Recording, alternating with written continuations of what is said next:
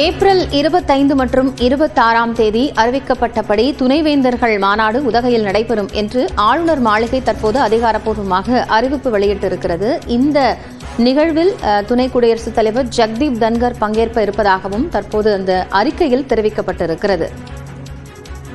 மேலும் பல்வேறு துறை சார்ந்த வல்லுநர்களும் இந்த மாநாட்டில் பங்கேற்க இருக்கிறார்கள்.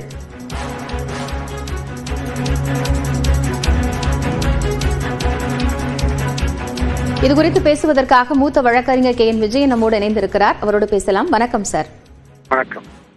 மாநாடு திட்டமிட்டபடி அறிவிக்கப்படும் அப்படின்னு ஆளுநர் மாளிகையிலிருந்து ஒரு அறிவிக்கை வெளியாகி இருக்கிறது இந்த துணைவேந்தர்கள் மாநாடு தொடர்பாக. இதை எப்படி பார்க்கலாம்? சட்ட ரீதியாக இது எப்படி பொருந்தும்? துணைவேந்தர்களை பொறுத்த வரைக்கும் இப்ப நம்ம திருத்தப்பட்ட சட்டத்துல வெறும் துணைவேந்தரை யார் அப்பாயிண்ட் பண்றது அப்படிங்கிற ஒரு சார் இணைப்புல தான் இருக்கீங்க, தொடர்ந்து பேசுங்க சார். அதனால இந்த யார் இப்ப வைஸ் சான்சலர் அப்பாயிண்ட் பண்ணலாம், கவர்னரா இல்ல கவர்னர் கமிட்டி எல்லாம் வச்சு பண்ணிட்டு இருந்தது போய் இப்போ சீஃப் மினிஸ்டர் பண்ணலாங்கிறது தான் சட்டத்துல வந்த மாற்றம். இதுக்கு முன்னாடி ஒருத்தர் அப்பாயிண்ட் ஆயிருப்பாங்கல்ல, இந்த டென்யூர் இல்ல 3 வருஷம் இருக்கு, 2 வருஷம் இருக்கு, 3 வருஷம் இருக்குன்னா அந்த டென்யூர் முடியாம சில பேர் இருப்பாங்க. அந்த டென்யூர் முடியாதவங்களுக்கு அவங்க பங்கேற்க கூடாதுன்னா அவங்க டென்யூரை கேன்சல் பண்ணணும். அதாவது இந்த சட்டம் வந்ததுக்கு பிறகு ஒரு முன்பே சட்ட திருத்தத்திற்கு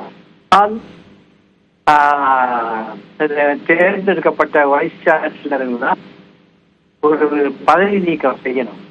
அப்படி இப்போ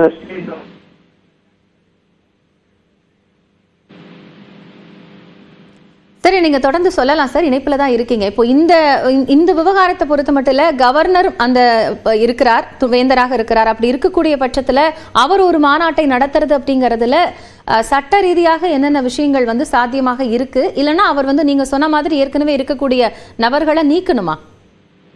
இல்ல, இப்ப ஏற்கனவே இருக்கக்கூடிய வைஸ் சான்சலரை நான் ஸ்டேட் கவர்மெண்ட்டுடைய எண்ட்ல இருந்து இதுக்கு பதில் சொல்றேன்.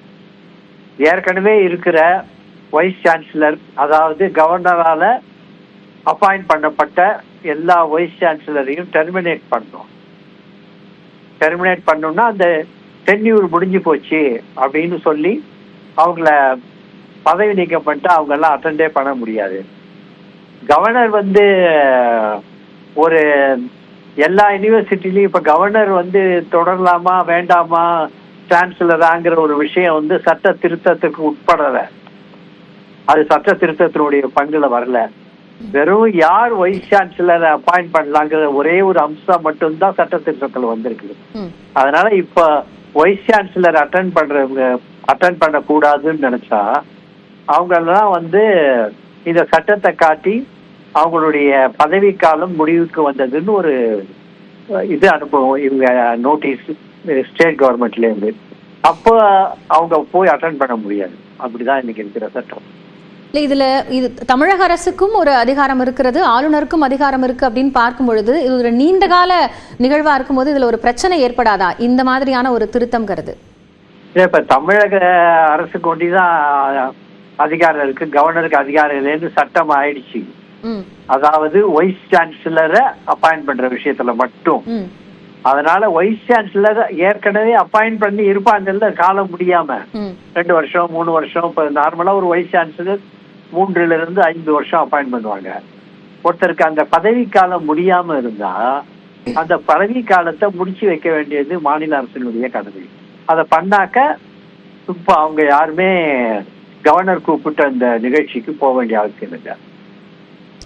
நன்றி சார். இணைப்பில் உங்களுடைய கருத்துக்களை பகிர்ந்து கொண்டமைக்காக.